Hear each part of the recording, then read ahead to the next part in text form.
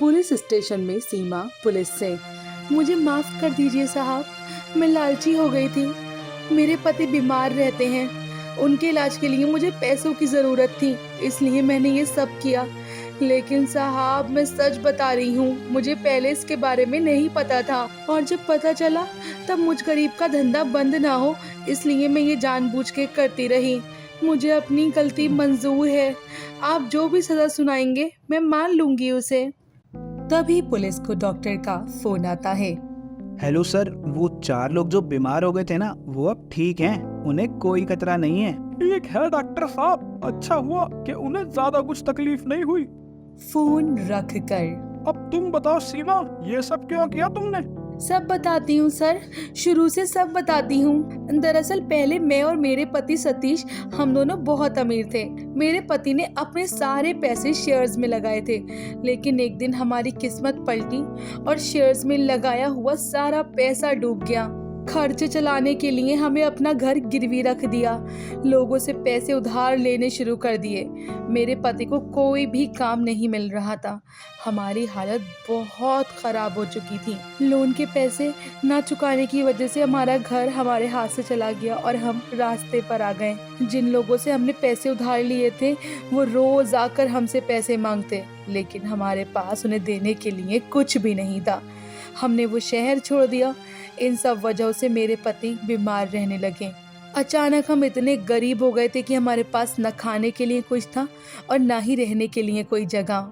हम यहाँ आ गए, हमने खेत के पास एक झोपड़ा बनाया और वहाँ रहने लगे। एक दिन खेत के मालिक ने हमें वहाँ से जाने के लिए कहा, तब मैंने उनसे कहा कि हमें यहाँ रहने दें, चाहे तो वो हमसे किराया ले लें। वो मान गया, लेकिन तब मेरे पास बिल्कुल भी पैसे नहीं थे। फिर मैंने अपनी सोने की चेन बेच दी और उससे जो भी पैसे मिले उसमें किराया दे दिया, और मुझे कुछ ना कुछ काम करना था। लेकिन मेरे यहाँ किसी से जान पहचान नहीं थी। मेरे पति को मेरे हाथ के ब्रेड पकौड़े बहुत पसंद थे, इसलिए मैंने सोचा कि क्यों ना मैं ब्रेड पकौड़े बनाकर ही बेचूं। और फिर मैंने अपने पति से बात की। जी सुनिए, मैं सोच रही थी कि मुझे कुछ काम करना चाहिए। हम ऐसे हाथ पर हाथ धरे रख के तो नहीं बैठ सकते। मैं अच्छे ब्रेड पकौड़े बना लेती हूँ, तो क्यों ना मैं ब्रेड पकौड़े बनाकर बेचना शुरू कर दूँ। तुम्हारा ख्याल तो अच्छा है, लेकिन क्या तुम अकेली सब कर पाओगी? मैं तो ऐसे बीमार रहता हूँ, मैं तुम्हें ज्यादा कुछ मदद नहीं कर सकता। जी आप सिर्फ बैठकर ग्राहकों से पैसे लेना, बाकी सब मैं देख लूंगी। अब फिर मैंने ब्रेड पकौड़ों का ठेला लगाया और उन्हें बेचने लगी। ब्रेड पकौड़ों के साथ हरी चटनी भी देती थी मैं। पहले कोई दिन तक तो ज्यादा ग्राहक नहीं आते थे, मुश्किल से मेरे सामान का खर्चा निकल रहा था। एक दिन जब मैं हरी चटनी बना रही थी तब हरा धनिया थोड़ा कम था, इसलिए मैं हमारे झोपड़े के पास जो खेत था उसमें चली गई। उस खेत का हरा धनिया हरी मिर्च भी लगाई हुई थी। मैं हरा धनिया निकाल कर ले आई और उससे चटनी बनाई। थोड़ी देर बाद ग्राहक आने शुरू हो गए। उस दिन सबको मेरे ब्रेड पकौड़े और चटनी बहुत पसंद आई। सब ग्राहक मेरे ब्रेड पकौड़े की बहुत तारीफ कर रहे थे। अरे वाह, ये ब्रेड पकौड़े तो कितने स्वादिष्ट हैं। और ये चटनी तो बहुत ही स्वादिष्ट है। ऐसी चटनी मैंने आज से पहले कभी नहीं खाई। भाभी, आज के बाद मैं यही ब्रेड पकोड़े खाने आऊंगा। उस दिन के बाद सुबह शाम रोज मेरे ठेले पर ब्रेड पकौड़े खाने के लिए भीड़ होने लगी। लोग मांग मांग कर हरी चटनी खाने लगे। अब हर रोज खेत में जाकर हरा धनिया लेकर आती थी। अब एक बार जब मैं हरा धनिया तोड़कर ले आई तब उसके साथ दूसरी कुछ हरी पत्तियां भी थीं। वो देखकर मेरे पति ने कहा, अरे सीमा, ये क्या, ये कैसे पत्ते हैं? पता नहीं, उस दिन जब मेरे पास हरा धनिया कम था तब मैंने खेत से तोड़कर धनिया लाया था। उसके साथ ही कुछ पत्ते भी आ गए थे। मैंने धनिया के साथ उन पत्तों को भी पीस दिया और चटनी बनाई। लेकिन आपको पता है, वो चटनी सबको बहुत पसंद आई। अब मैं रोज चटनी में वो थोड़े पत्ते डालकर ही चटनी बनाती हूँ, इससे चटनी स्वादिष्ट बनती है। अरे सीमा, ये क्या किया तुमने? तुम्हें पता भी है ये कौन से पत्ते हैं? क्यों, क्या हुआ? ऐसा क्या है इन पत्तों में? अरे ये भांग के पत्ते हैं। क्या, भांग?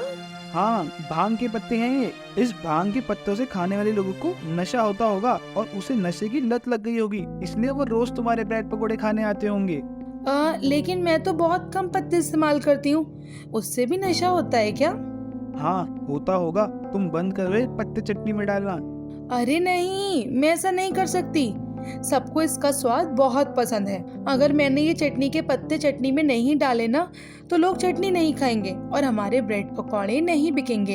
इन ब्रेड पकौड़ों की वजह से थोड़े पैसे घर में आ रहे हैं ना, वो भी बंद हो जाएंगे।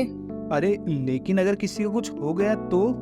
अरे कुछ नहीं होगा, आज तक कुछ नहीं हुआ तो आगे भी नहीं होगा। आप ऐसे बीमार रहते हैं, आपके इलाज के लिए हमारा घर गिरवी पड़ा है, वो छुड़ाने तक के लिए तो पैसा चाहिए ना। उसके बाद मैं रोज भांग के थोड़े पत्ते डालकर चटनी बनाती थी। धीरे धीरे करते मेरे ब्रेड पकौड़ों के चर्चे पूरे शहर में होने लगे। दूर दूर से लोग मेरे हाथों के ब्रेड पकौड़े खाने आते थे। मुझ गरीब के ब्रेड पकौड़े पूरे शहर में मशहूर हो गए थे। मेरा काम इतना बढ़ गया था कि काम के लिए 2 औरतों को मैंने रख लिया था।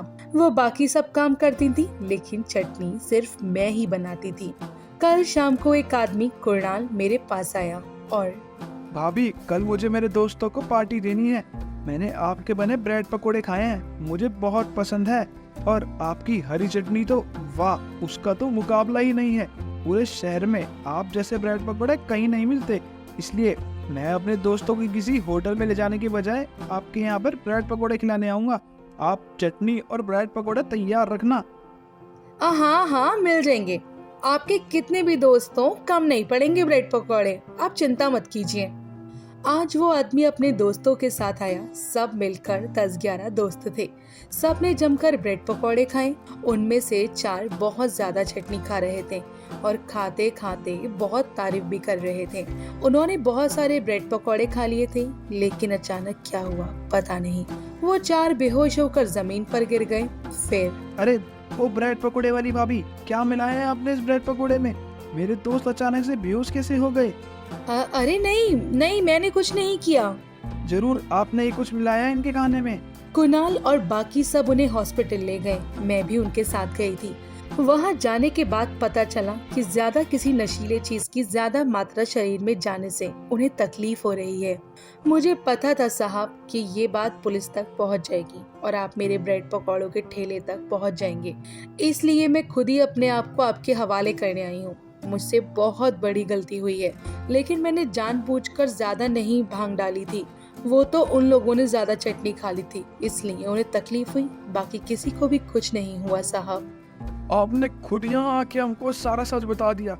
आपको डर नहीं लगा कि पुलिस आपको सजा भी देगी? सर, मैंने गलत काम किया है तो उसकी सजा तो भुगतने में कैसा डर। मैंने मजबूरी में ही सही लेकिन गलत काम किया है। पहले मुझे पता नहीं था, लेकिन जब पता चला कि वो भांग के पत्ते हैं तब भी मैंने लालच में आकर उसकी चटनी बनाई। हालांकि किसी को नुकसान पहुंचाना मेरा इरादा नहीं था, लेकिन फिर भी मुझसे ऐसी गलती हुई है। सीमा ने खुद को पुलिस को सरेंडर कर दिया। उसके गुनाह करने की वजह और मजबूरी को देखते हुए उसे कम से कम सजा मिली। कुछ दिन के बाद उसे फिर से अपने ब्रेड पकौड़ों का ठेला किया, लेकिन इस बार वो भांग के पत्ते डाले बिना ही सिर्फ हरे धनिया की चटनी बनाने लगी। उससे उसे गलती की सजा भी मिल गई और उसकी गलती से उसे सीख भी मिल चुकी थी।